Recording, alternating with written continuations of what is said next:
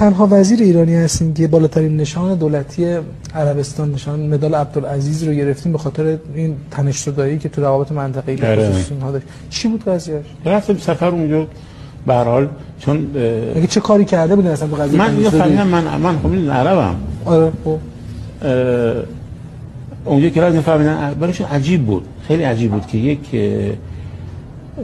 آدم عرب وزیر دفاع کشور فارس بشه. یک آدم عرب بیاد وزیر دفاع یک کشور فارس بشه. یعنی چی؟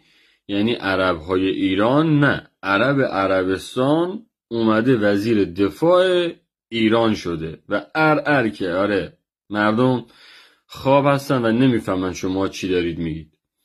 فقط ورود انرژی ها بسیار سنگینه، پرده ها داره کنار میره، کم کم اینا دهناشون داره باز میشه، دارن میگن که ایران مال عربستانه. چیزی که من 3 سال پیش داشتم بهتون میگفتم، به من میخندیدید، میگفتید شیشه میکشی. حالا اینجا باید بفهمید که چرا اسم خیابوناتون همه عربی شده، اسم فرزندانتون عربی شده، پرچم کشورهای دیگه وسط تهران زده شده، تو گوش بچه‌هاتون بعد اذان بگید، جنازه‌هاتون بعد اذان عربی بگید، تاریخ کشورتون عربیه، همه چیزتون عربیه.